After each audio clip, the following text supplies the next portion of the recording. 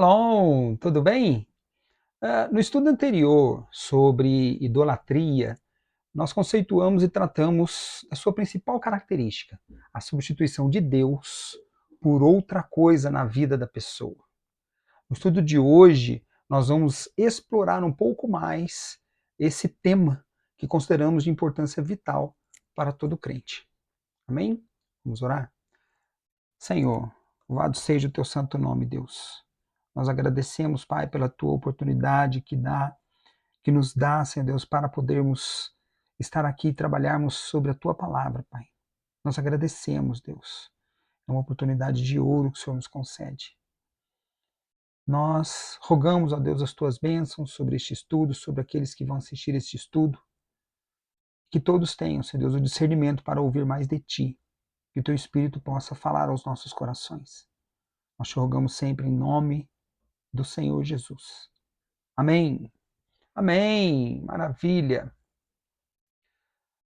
Estamos falando sobre idolatria, né?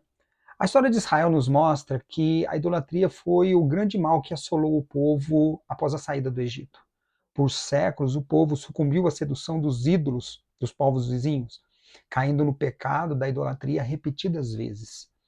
Muitos reis não fizeram o que era reto aos olhos de Deus e conduziram o povo ao declínio moral e espiritual, a ponto de ser necessário outro cativeiro no estrangeiro.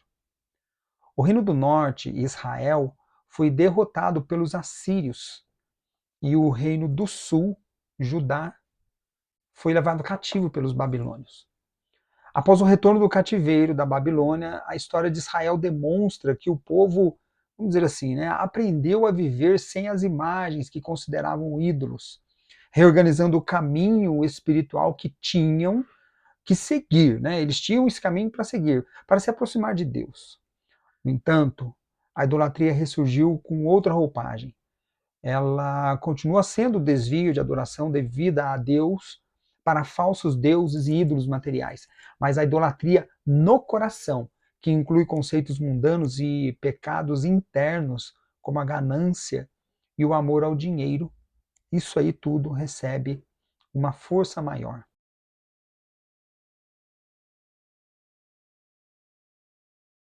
Quando fizemos o estudo sobre o segundo mandamento, dissemos que Deus ele foi categórico ao proibir a idolatria, porque só Ele é Deus.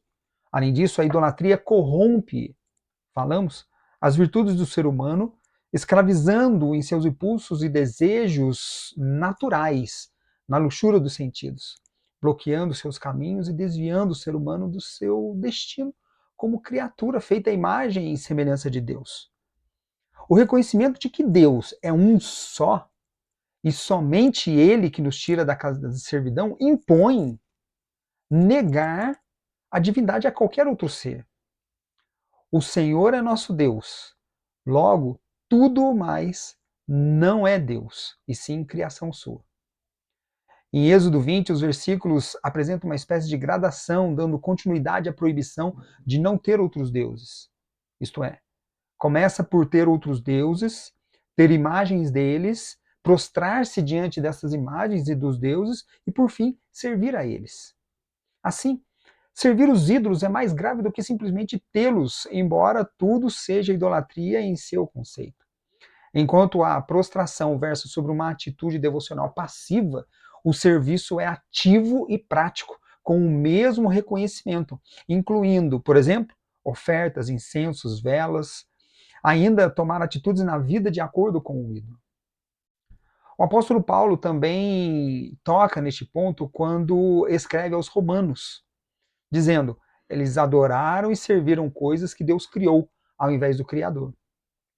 A idolatria, ela faz escolher coisas criadas para serem deuses, e a pessoa passa a servir aquilo para o qual ela decide viver. Isso é grave.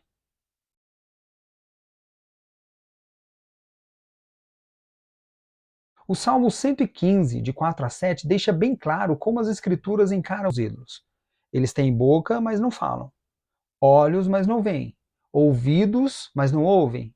Nariz, mas não respiram. Mãos, mas não apalpam. Pés, mas não andam. E garganta, mas não emitem som algum. Porém, por outro lado, né, há casos em que não há imagens de escultura ou ídolos rudimentares, mas o objeto da idolatria é deslocado e permanece no coração da pessoa. Esse é o detalhe. Deus fala sobre isso ao profeta Ezequiel. Ele fala assim: estes homens levantaram os seus ídolos nos seus corações. Essa idolatria é muito mais comum atualmente do que se imagina, porque muitas vezes ela fica camuflada na agitação da vida, perseguindo o ídolo em tudo o que faz e dele depende muitas vezes sem se dar conta de que não tem. Isso também torna essa forma de idolatria extremamente grave, porque ela é silenciosa, não exige adoração pública das imagens grosseiras e de forma mais profunda afasta as pessoas dos caminhos de Deus, atuando principalmente a sua identidade. A pessoa tem ídolos, mas não tem liberdade. Ela deixa as pessoas com uma verdadeira doença na alma, rebeldes, apóstatas e reprovados. O entorno de Israel, na época, né, continuava tendo os povos idólatras, o que dificultou, certa medida, o afastamento do povo de Deus desse pecado, embora as imagens estivessem superadas.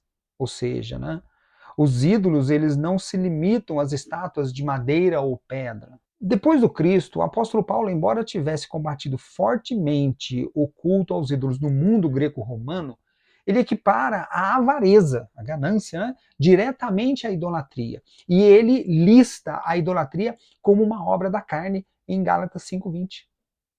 A busca desenfreada por dinheiro, poder e status é considerada adoração a Mamon. A idolatria, assim, é descrita como um estado do coração, estado da alma, que substitui o Deus por desejos mundanos. Isso implica que a idolatria pode seguramente apontar a veneração de outros elementos que não precisam ser indicados por meio de imagens de escultura, como é o caso da natureza, de elementos naturais, outros, né, como trovão, vento, relâmpagos, mares, objetos, pessoas, inclusive a própria pessoa. Seres espirituais, celestiais, como os anjos, corpos celestes, como a lua, o sol, as instituições, como a própria igreja, as condições humanas, o vitimismo, né, prisões espirituais, sentimentos como tristeza, amor e alegria, dinheiro, status social, muito mais. Também se identifica a idolatria a partir da atitude da pessoa, quando se trata em idolatria pelo poder, pelo conforto, pela imagem do próprio corpo, pela dependência ou pela independência, pelo materialismo, pela religião, por uma pessoa específica, por um relacionamento, pelo sofrimento e também por uma ideologia.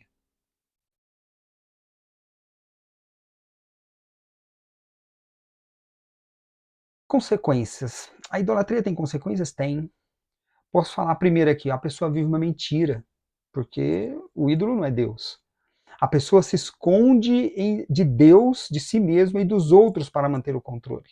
Terrível isso.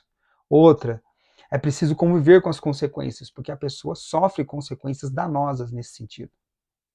Outra consequência, a pessoa deve suportar a ira de Deus. Romanos, Paulo fala aos Romanos sobre isso. Sem consciência, a pessoa começa a tomar decisões sem sabedoria e tomar caminhos longe da presença de Deus. O idólatra, ele é entregue às próprias concupiscências e vive por si mesmo, sem orientação da palavra de Deus. Também nós podemos dizer que Deus se retira da vida da pessoa, sem que a pessoa perceba. Ela é abandonada devido ao caminho que ela escolheu seguir. O ídolo também possibilita roubos na vida da pessoa. Toda a riqueza da pessoa vai para o ídolo, que destrói as suas finanças. Além de tudo isso, em Ezequiel 14:4, Deus entrega mais uma consequência.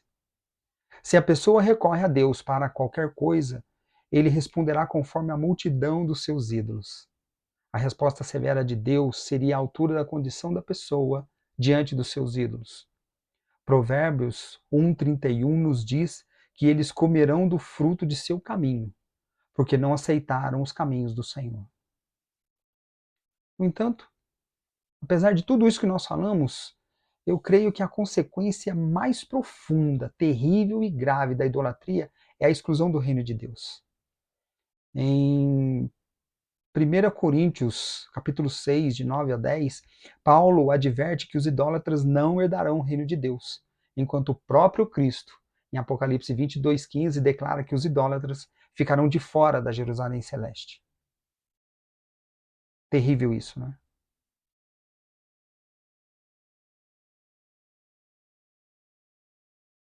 A última questão: existem exceções à idolatria?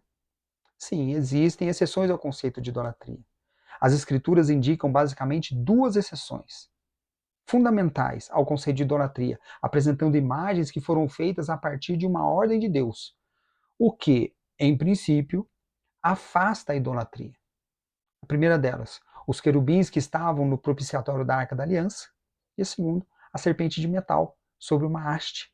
Posteriormente, ela foi chamada de Neustã. Ela chegou a ser idolatrada por Israel a ponto de o rei Ezequias a destruir quase 700 anos depois de ter sido feita.